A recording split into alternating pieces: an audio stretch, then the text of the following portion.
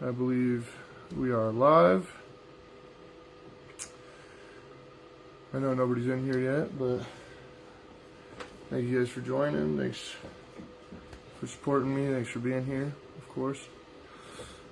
Just going to start off by saying, these last few weeks have been pretty rough at my household. Everybody's been sick as a dog, and I lost my job, and I had to get a new job, and so adjusting to this new job has been quite the chore. It's a pretty hard job, so doing a lot of transitioning, right? Which is kind of okay. It's the beginning of the new year, and sometimes transition and change is good and possibly for the better. So I'm out looking for, something that's going to suit me, but in the meantime, I do have a job, and that's what matters. I like to always have a job, regardless of the situation. Like, I know I could go and, do some unemployment or what have you, but I'd rather not take that route. I'd rather, earn the cash that's in my pocket off my own blood, sweat, and tears. So, I think that's something to live by. But, needless to say, the last bit of January was a bit rough for me, and so I was kind of away and kind of just trying to regroup. So I was a little quiet there. Thank you, Dalton, for joining. Just kind of reiterating kind of how my last month has gone. So if you're interested about that, you can go back and listen in on that. Hopefully the audio and everything is good and the visual's good tonight. I don't have any headphones, so I can't find my other headphones, and my backup set is dead right now, sadly. So hopefully you guys can hear everything fine, and I'm going to have images to show in this book that we're going to read here in a minute, and hopefully you guys can see that well. Also, I've been making these videos on Facebook. I'm new to all of this stuff. I'm new to making videos. I'm new to social media, really. I mean, I just use it for all the regular stuff that everybody else does for the most part. But Facebook is trying to delete my videos. And so I've been trying to save them on the side, and that way I can, pull them out in the future. But what I'm finding is that I might need to just make a YouTube channel, connect the YouTube channel over here, other things like that, and then YouTube will just always save my videos, and I don't have to personally be stockpiling and storing a bunch of videos on my phone or anything like that. So maybe seeing a YouTube and maybe seeing a Instagram come up here soon. That's what I'm saying.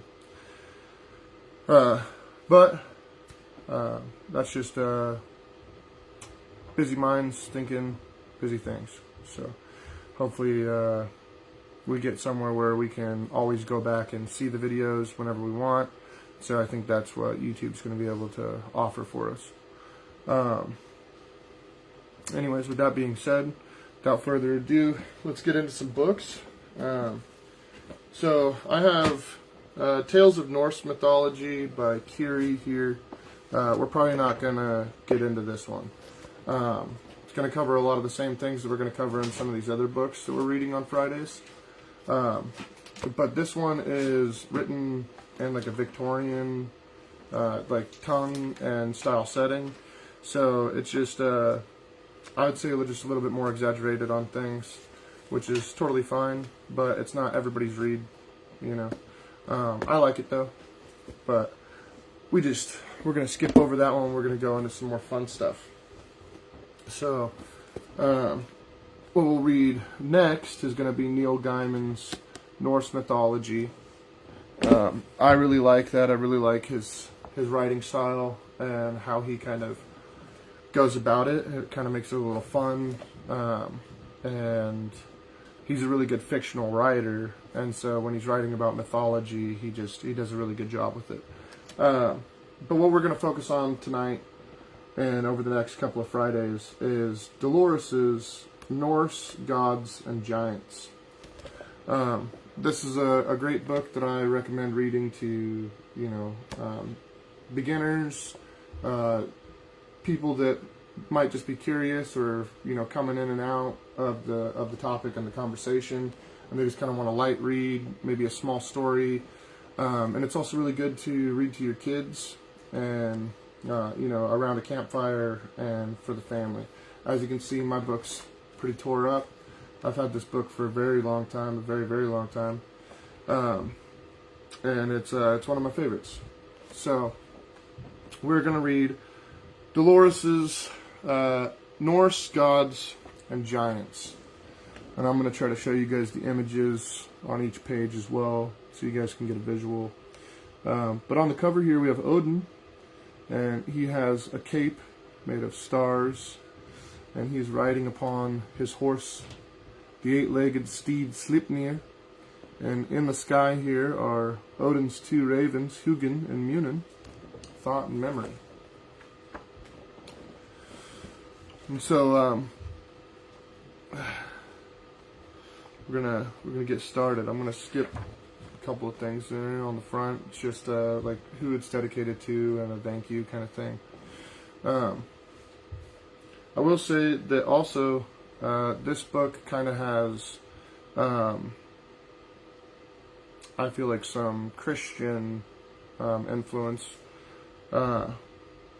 which is fine for some folks. I take it with a grain of salt, and you can either take it with a grain of salt or just eat it up however you want to digest it. But so, opening basically up to the front page here, we have at the very top we have Gimli, and which is also known as High Heaven in this book. And then here we have Asgard, and this is the world of the Aesir gods. Over here we have Alfheim, which is the world of the elves. On the far right over here we have Vanaheim, which is the world of the Vanir gods. Down below here we have Jotunheim, world of the giants and trolls. And then right below that is Midgard. We know it as Earth. Thank you for joining in tonight, Adrian. And then right here it says Dark Elfheim, or Dark Elfheim, and this is the world of the gnomes, or also like the dwarves. And then down below here you have Hell and Niflheim, or the underworld. And then over yonder you have Muspelheim, the world of fire. And so this kind of enterprises the 9 realms. This isn't my favorite depiction of this. And, I think that there's a lot of debate to be had about this image. But for now, we're just going to, use it tonight as our image of what the 9 realms looks like. So, moving on to our next page. So this is an old book, like I said, and my kiddos have colored in it and things like that. So we've got some scribbles all across it here. But in this picture, from left to right, is a good lineup of the gods. And so we have Bragi, Idun, Ul, Skadi, Gerd, Nos, Frey, Njord, Freya, Heimdall, Sif, Thor, Modai, Magni, Honir, Odin, Lodir, Frigg, Gifjon, Saga, Tyr, Nanna, Baldir, Forseti, Hod, Yali, Vidar, Hermod, and Loki. Now, there are more gods than just the ones depicted in these images here. But this is a pretty good lineup of gods. So I think it's a pretty good start. Then we got the table of contents here. Tells us all the different stories and books that are in here. But I like this art that they have because it's almost like a childlike, you know. But it depicts these Norse imageries, and but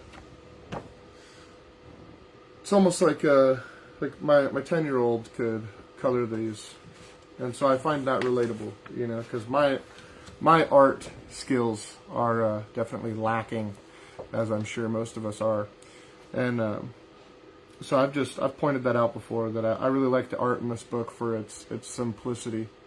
You know, it's good art, but it's not, I wouldn't say like an artist's art. You know, it's something that me and you could scratch up to. So I just kind of like that. But we are now at the introduction. So, without further ado, let's begin reading. When the last ice age came to an end, the great glaciers that capped northern Europe melted, uncovering a barren and rugged land. On the heels of the withdrawing ice came reindeer, wolves, bears, and foxes. They were pursued by hunters. These men were forever struggling against frost giants, the cold-hearted spirits of the mountains and glaciers. But they found shelter in the valleys where meadows grew lush and forests grew dense and deep.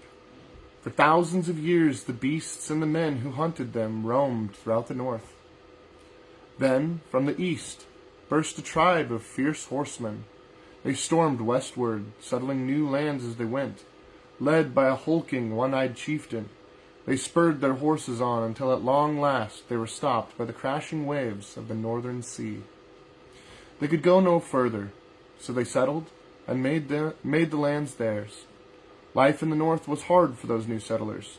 The frost giants sent bitter storms howling down from the mountains. Wild beasts, trolls, and evil spirits lurked in the pathless forests, and cruel mermaids wrecked their ships. But the settlers were tough, and they were protected by their own gods, the Aesir, who had come with them from their faraway lands. First among the Aesir gods was Odin, ruler of gods and men. His realm was made up of 9 worlds, the worlds of the dead, of fire, of gnomes, of men, of giants, of elves, of the Vanir gods, of the Aesir gods, and the world with the roof of glittering stars, where all good souls would one day meet. Through all these 9 worlds grew the ash tree, Yggdrasil. Only, as long as the tree flourished, was the reign of the Aesir fated to last. Like plants, beasts, and men, the Aesir gods, too, one day must die. 1,000 years ago, when Christianity conquered the north, the Aesir gods perished. They met their destiny on the day of Ragnarok, when they and the monsters of the mountains and glaciers destroyed each other. Soon they were almost forgotten in most of the lands where they had once been worshipped. All that remained of them were fragments and folklore and a few of their names that had been given to the days of the week. Tuesday is named for Tyr, ancient god of the sword. Wednesday is Odin's day. Thursday is Thor's, and Friday is the day of Freya, goddess of love. Though the Dutch, Germans, Franks, and Saxons forgot these old gods in their battles with Ice Age monsters, the Norse did not. Through the long winter nights, Norsemen, young and old, would gather around their smoky fires in their long halls to hear the stories and songs of their bards. To keep the trolls and giants away, they used to paint Thor's hammer on their barn doors, and the dragons' heads carved on their church portals were there to frighten away the heathen spirits. To this very day, in lonely valleys, the people may tell of meetings with trolls and gnomes and other strange creatures of the past. On the outlying island of Iceland, where volcanoes and glaciers stand side by side, the memory of the ancient Aesir gods was kept alive longer than anywhere else. Passed on word by word from father to son, these stories were at last written down in 2 books, the Poetic Edda and the Prose Edda. The Poetic Edda is a collection of Norse verse set down in the 10th and 11th centuries. The Prosida, a collection of myths and fanciful tales, was written by Snorri Sturluson about the year 1200. From these two great Icelandic books and from scattered folklore and songs, we know today how the ancient Norsemen thought the world of their ancestors was created, how it flourished, and how it came to an end. See, I personally feel like there's a few discrepancies in what was written there. But I'm not here to nitpick the book all day long. Like I said, it's got some Christian influence. Take it with a grain of salt. Because did Ragnarok already come? Maybe. Is Ragnarok gonna come? Most likely. Everything is in a cycle. And so the argument to be made is, has the cycle already come and gone? Are we in a new cycle? And so that would be the only reason why I think that Ragnarok has already come for the gods. But again, to each their own, and take it with a grain of salt.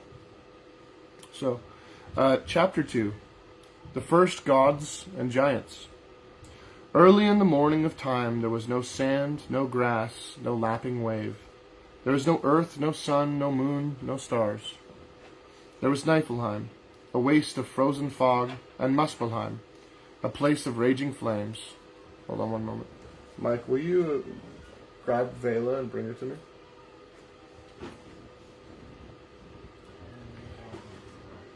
And in between the fog and fire, there was a gaping pit, the Ginnungagap. For untold ages, crackling embers from Muspelheim and crystals of ice from Niflheim whirled around in the dark and dismal pit. Over here we have a depiction of what this pit could have looked like. Above you have the ice, and below you have the flames, and in the middle, the swirling chaos that would soon create our universe. Hi, baby. Was she getting there crying? Yeah, she was just crying over there. Come in, sweet baby. Come read a book with your dada. Vela, say hi to everybody. Say hi. All right.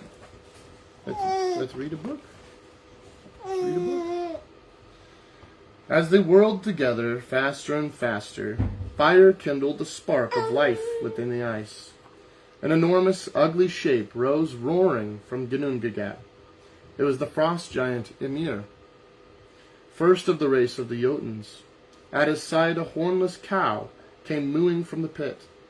Together Jotun and cow lived on the rim of Ginnungagap. The Jotun did not lack for food. 4 rivers of snow-white froth flowed like milk from the huge ice cow's udder. And Ymir drank and grew to a towering height. As for the cow, she found plenty of food licking the salty brim of Ginnungagap. So here we have another depiction. There's the holy cow. And there's a picture of Ymir the giant.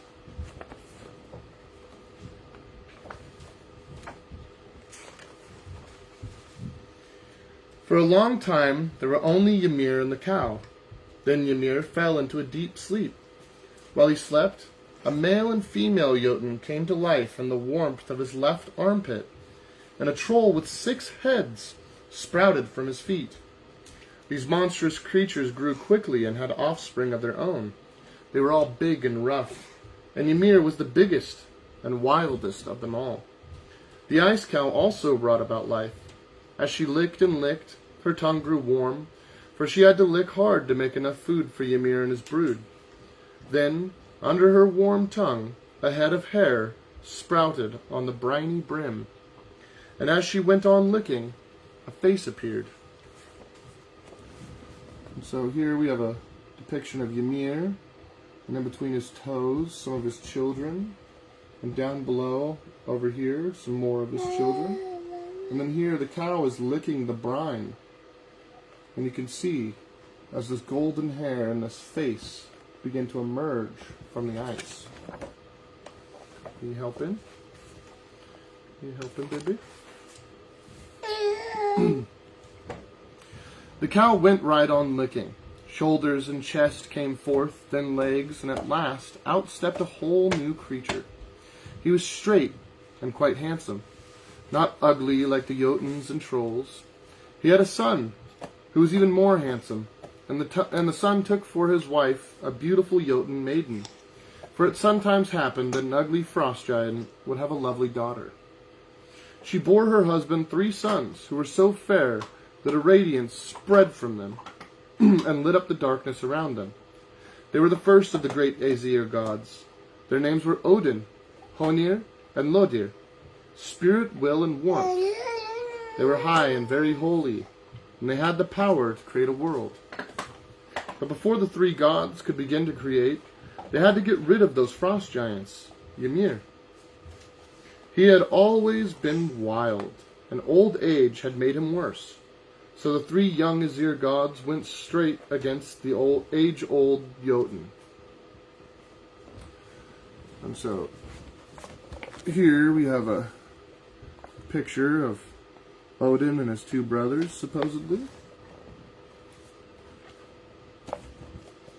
And then here you have angry Ymir. And the 3 brothers are stabbing him with spears.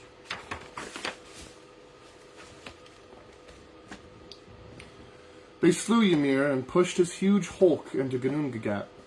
So much brine flowed from his wounds that it filled the pit and flooded over the rim. The cow and all of Ymir's offspring were drowned except for 2, a very strong Jotun and his mate. They clambered up onto ice floes and went to live on the wild outer shores of the sea made by Ymir's brine. The Aesir did not pursue them, and almost right away, the ice-bound wilderness, Jotunheim, was teeming with their offspring. These uncouth Jotuns and trolls hated the Aesir for what they had done to their kinsmen. They watched as the handsome gods made a new world and raged amongst themselves. And the image we have here is the gods pushing his foot into Ginnungagap.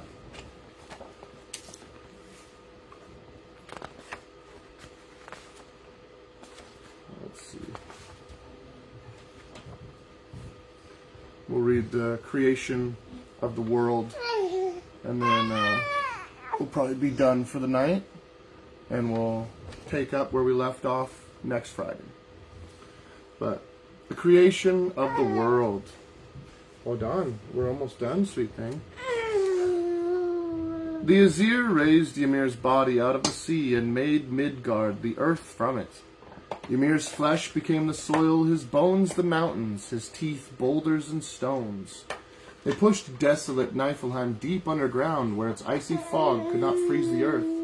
And over land and sea they set Ymir's huge skull as the dome of the sky, so the sparks from Muspelheim would not set the new world afire. They caught some of the sparks and fastened them to the dome, and these became the sun, the moon, and the stars. Still, there was neither day nor night, for the sun and the moon did not move. They were fastened to their places. So Odin, Honir, and Lodir made 2 teams of horses, put the sun and moon each into a cart behind them, and set the horses trotting across the sky. First came the moon. The manes of his horses were covered with hoarfrost, and the icy crystals spread a silvery light over Midgard the earth. Then came the sun. She was so bright that she bathed the earth with golden light, and she was so hot that the Aesir had to tie bellows to the flanks of her horses to keep them from being burned. But the Jotuns and trolls were creatures of darkness. They hated the light. Some of them could change their shape at will. Hold on. So 2 of them, disguised as wolves, sprang up on the dome of the sky. They ran after the sun and the moon, trying to catch and devour them, and the horses ran for their lives. They ran round and round the sky, always with the wolves at their heels, never daring to pause. And so there were noon and dusk and dark and dawn on earth. Related to the Aesir were some other gods, the Vanir gods. They lived in a neighboring world, Vanaheim, and ruled over rain and soft winds. They sent gentle showers to earth. As rain fell and the warm rays of the sun shone on Ymir's gray bones, the stubble of his beard sprouted as green grass and spread over valleys and glens. His hair grew into deep forests. Birch, ash, and oak unfolded their leaves, and forests of pine and fir grew dense and dark. It was a beautiful, fresh, green earth, and now the Aesir began to people it. Here we have a depiction of some of what they created for us.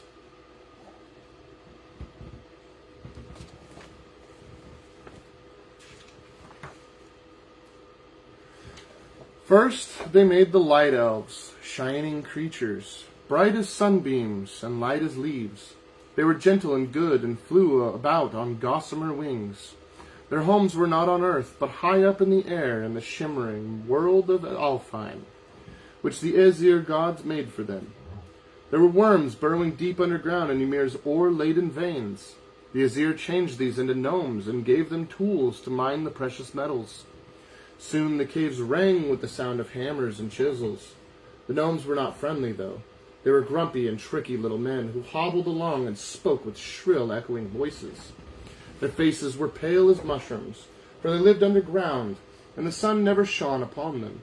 But they were marvelous miners and smiths, and they kept the Aesir well supplied with gold, silver, and iron. When the Aesir made sprites and spirits to inhabit the land and the sea and care for every hillock, every mountain, every lake and waterfall. And last, they made fish to gambol in the sea, birds to soar in the sky, and animals to run about and prowl in the fields and forests. The Aesir looked around, and they were pleased with their work. They had animals to hunt and fish to catch. The only thing they did not have was someone who would worship them. So they decided to create man. But how was he to look?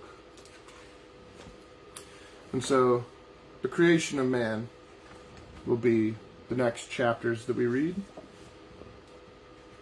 And so, we'll talk about how man was created, and then we will talk about Yggdrasil, the world tree. And every Friday this month, I will read this, and hopefully we will get it finished this month. And then I may start on Neil Gaiman's Norse mythology as well. That's going to be, in my opinion, a bit more accurate than Dolores. But Dolores, it makes for an easy read for people, especially if they are coming from a Christian background, or if they're just kind of curious and they don't know a whole lot about what's going on. It's a good read for them to just kind of get their mind around what Norse mythology is and some of the gods and the giants that take place in our stories. But if you watch this tonight, if you learned anything new in what I read or anything that you thought was interesting, please leave a comment, and we'll try to get a little bit of dialogue going. Until we meet again next Friday, I hope the gods keep you well. Last bit I'm going to add here is me and a fellow member of our group, Corey, are planning on getting together, making a few videos. A couple of them are going to be like interviews where I ask him some questions, and then he'll ask me some questions. And that way we can get 2 points of view on what, Norse paganism is, what heathenry is. And just kind of see what, 2 individual mindsets are. I want to script the questions, but I don't want to script the answers. I want the answers to be genuine. They're, answering for the first time in these videos. And so it will kind of help you guys kind of get an idea of, where I'm at, where Corey's at, and where you're allowed to be at, possibly. So look forward to some of those videos. They're probably not going to be live streams, though. They're probably just going to be videos that I recorded with Corey, and then I'll post them for us. And I'd like to get some dialogue going. We're also going to make some other videos showing and teaching, how we practice in our day-to-day lives, and how you can incorporate some of these practices into your day-to-day lives if that's something that you're looking to do.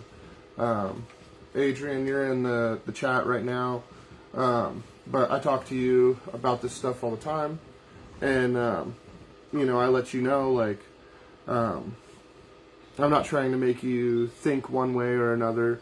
I'm just trying to share with you, and you can add or discard whatever you like from whatever I teach and whatever we talk about into your own religion. I understand that some folks hold on to Christianity and paganism side by side. Some folks that doesn't work. It doesn't work for them. And I'm one of those people. I am through and through 100% a pagan. Monotheism has no place in my religion. With that being said, not going to keep you from, worshiping Jesus or whatever else that you're interested in and looking to follow and learn about. It's your path. And anybody that tells you anything different is trying to sell you something. You know what I mean? So, much love to all of you. May the gods bless you. Hail to the Aesir. Hail to Odin and Thor and Heimdall. And hail to all of you guys for being in this group with me and allowing me this space to share with you guys. So, thank you. I appreciate every one of you.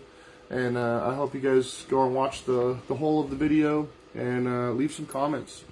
Let's get some dialogues going. And feel free to make your own posts in the group as well. Ask your questions or anything like that. And there's no dumb questions, because a question that you're afraid to ask might be the same question that somebody else is afraid to ask. So ask it. Let's get these answers out there. Let's get these dialogues going so that you can learn and so that others can learn as well. So again, thank you for being here. I appreciate you guys. And you guys have a great night. And we will reconvene next Friday for another continuation of Dolores's Norse gods and giants. So have a great night, guys. Thank you.